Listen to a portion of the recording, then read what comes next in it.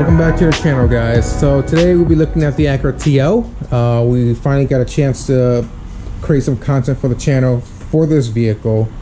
So basically today we'll be focusing on paint correction for this car.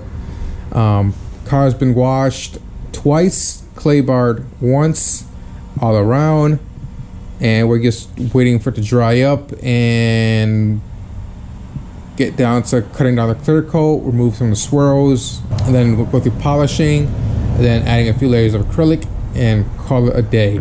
So this process is probably going to take me 2 days, especially during adding the acrylic layer. It's going to be several coats. It takes 24 hours to dry, but I probably don't get to 2 coats today. I'm going to give it an hour to dry the first layer, and then adding a second coat today. And tomorrow we're going to add a final coat and call it a day. So pretty much that's the syllabus of this video. I might do a second part to basically winterize this vehicle, is give a quick undercoating on the front area of the vehicle, since the midsection has a good amount of sound deadening material. It's more of like a rubberized coating underneath, so it's not much rust going on there, but pretty much the engine bay, and then about this much right here, there's quite an amount of rust starting to be able to show up. So we actually might, I actually might undercoat this front area just to give it a better protection for this upcoming winter. Maybe the rear as well. I'm not sure exactly the condition of the back, but the front, yes, that must be done. And of course we're going to do some correction with this headlight. It's on a yellow right here, so right there it's on a yellow, so we're going to finish doing that and some touch up before adding the acrylic layer. So the product that I'll be using today is the Mirror Glaze 105, the 205, and the Classy High Gloss Sealant Glaze to protect this TL. Pretty straightforward, nothing hard. Just be careful around the corners. When you do buff on the edges, it will probably take away, it'll probably burn down to the primer if you don't watch out. So just be careful on the corners and edges of the vehicle, and you should be fine. If you do have a black car, a black TL, a darker color TL, you can either use this or the more of a consumer brand you can find on the shelf is the Ultimate Polish. These are pretty good. It brings out the color really well, but I'll use the 205. Works well for me. I like it, and it's pretty cheap. These are pretty hefty altogether. You buy all at once, it's gonna cost you maybe about $100.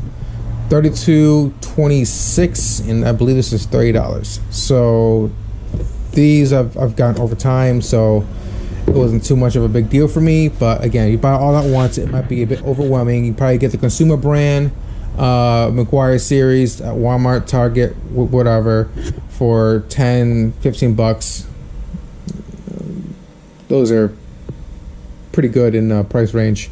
So let's get going, drying this TL up, and start touching it up where there's rock chips, and basically just go forward from there. So majority of this video I'll be doing it on a time lapse because it's pretty straightforward.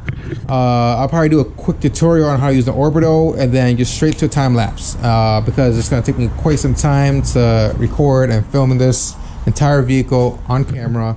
And I'm pretty sure you guys don't want to watch a brutal 3 or 4 hours worth of work on this series. So let's go.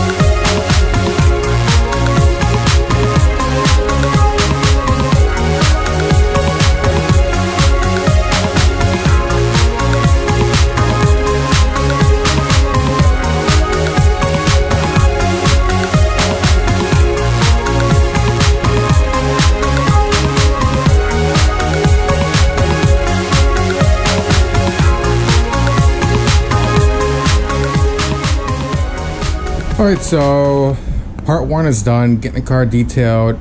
Paint is smooth as butter. Now we're gonna focus on the bottom of the car and winterize it.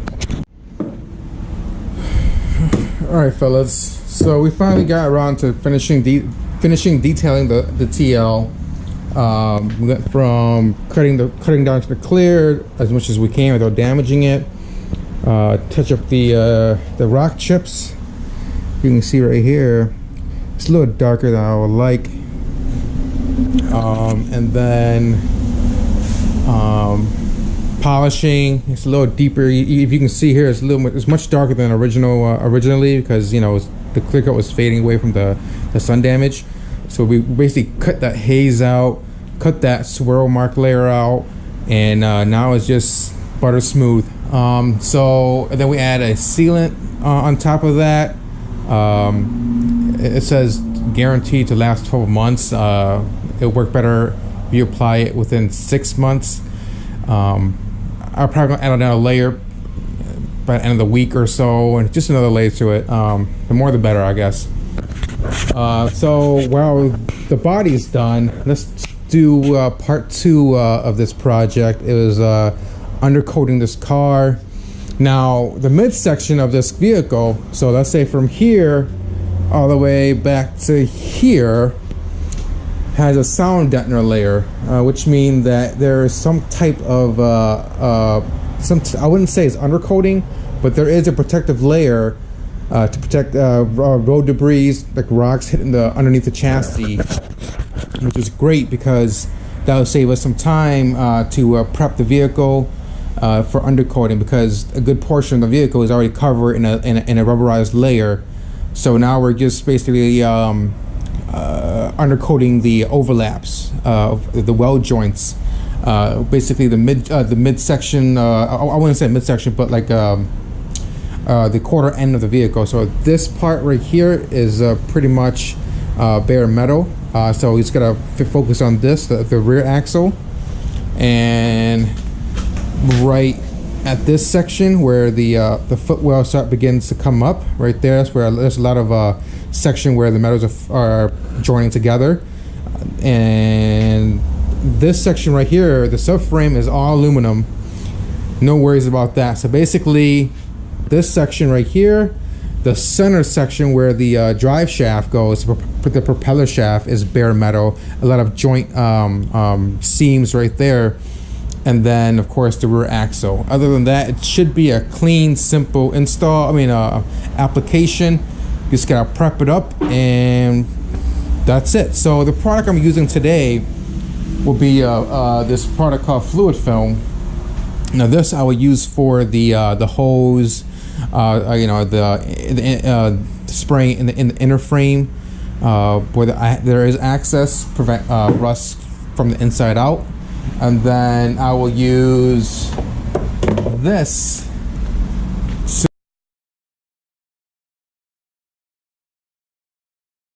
to apply directly where there is bare metal. Once you have rust, you can't stop it. You can only slow it down. So I'm gonna grab a foam brush, a wire brush, a foam roller, I'm sorry, a wire brush, a drill, and my safety glasses and a mask. And that's pretty much all I need for this project. And before I do any of that, I gotta prep it. So I'm gonna clean it with some kind of degreaser soap. Let's say Ajax. I prefer Ajax. And tomorrow I will, once it dries up, tomorrow I'm gonna clean it. So that's it. Yeah, so I'm gonna do that real quick, and then I'm gonna go car shopping with my girlfriend's father. He's buying a new car, so, and it's raining today. I don't feel like doing it. So car's jacked up. Give it a quick clean, and let's go. All right, so looking at the front of the bumper, everything looks good besides this part. We can probably grease that up. That's fine. Subframe is aluminum. I'll try to keep this well orientated. It's gonna be a little hard. Alright, so transmission, engine, propeller shaft, clean. Now you can see right here where it's starting to begin to rust right there. I want to get rid of all that. And earlier I was mentioning about the layer of coating from the factory. It's like a sound deadener, but at the same time it acts as a protector to the frame, so that's holding up just fine. So it's just a center body that's rusting on both sides. So we're pretty much gotta worry about that only. These section right there are good, and they're probably gonna last quite some time, so I'm not too worried about that. Tackle this area with a wire brush, and then just paint over it with a some kind of what is it, chassis saver. The same thing goes over here. I'm gonna spray down the brake lines. You don't want these to rust, so and there I'm probably gonna spray some kind of fluid film in there where I can't reach. And it should be a quick and painless job, looks like. Right there. So again, I'm just gonna spray that down with a fluid film. Looks pretty clean, so I'm not too worried about that.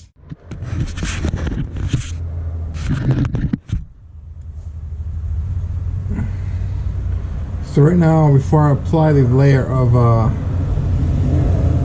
chassis savior, I just want to get any of these crevices and spray this fluid film and then wipe it down real quick.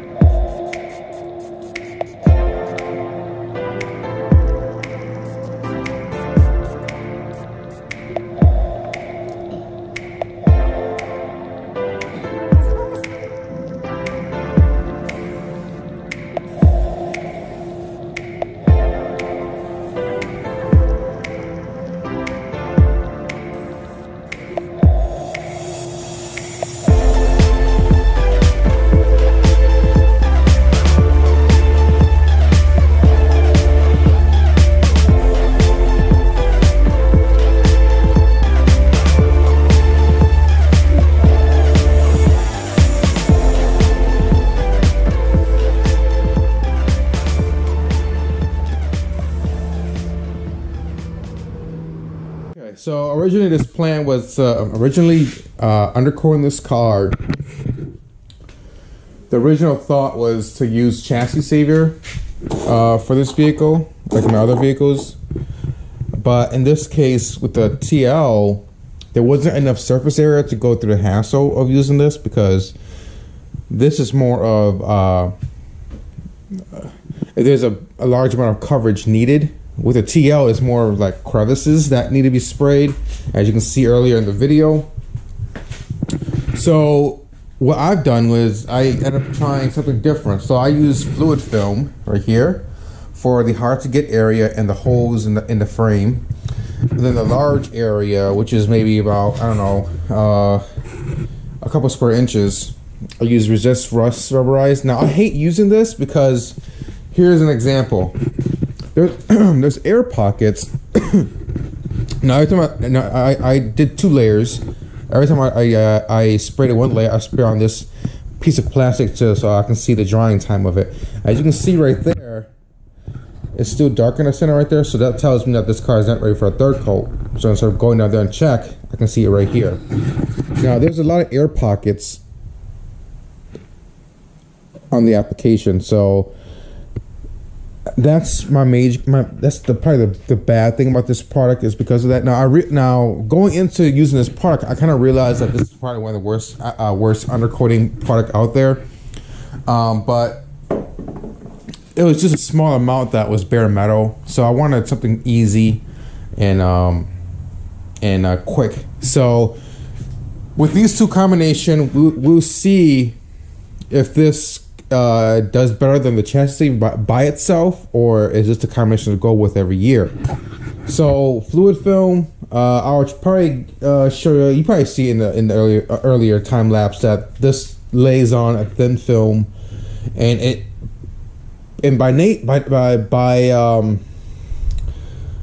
what is it, the product itself collects dust. So what that does, not dust, but dirt, grind, dirt, road debris, all that kind of stuff. Now what that does is that it creates a barrier to protect the bare metal from the salt.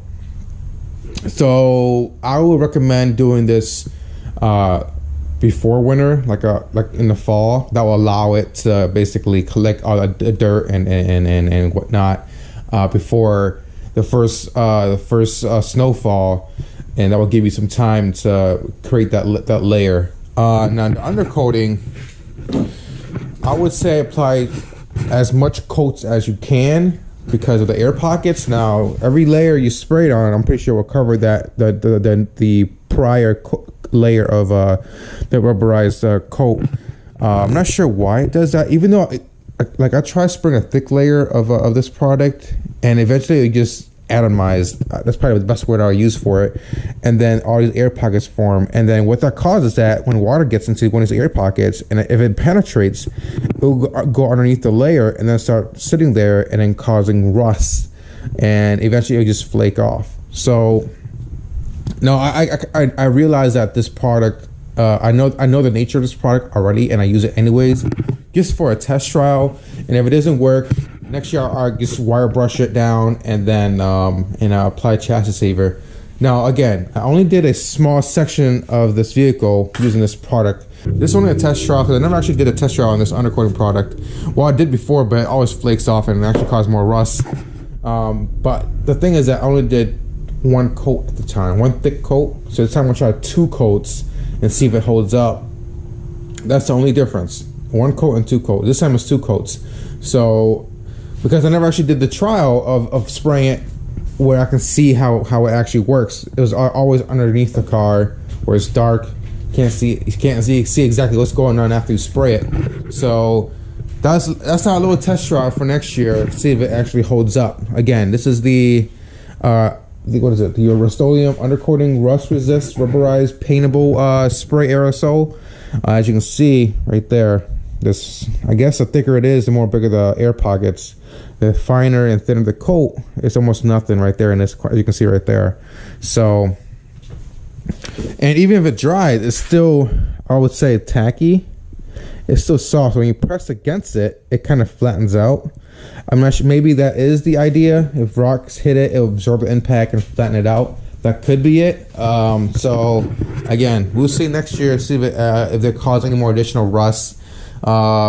You know what? I might even throw on a 3rd layer of this on top of the rubberized coat. As a matter of fact, let's try that right now. See if it does affect the. I just want to see how it reacts to it. Does it melt it? Does it melt the Rust-Oleum, or does it? Does nothing. So if it doesn't do anything to the Rust-Oleum, I might spray this on top of that, just to fill up all the air pockets, and that should hold up. So this car is officially winterized. Now we just gotta try to basically add on the tires, winter tires. So other than that, it's good. All right, so this car is basically done, being winterized, undercoat and everything, whatnot. So that's pretty much it. Sadly, I couldn't get any good footage underneath the vehicle because it's so dark and my flashlight can only do so much. But this is pretty the gist of me doing this. Well, doing this preparation every year always keeps the car lasting a bit longer. So, like the video, thumbs up. If you don't, you know what to do. Thanks for watching.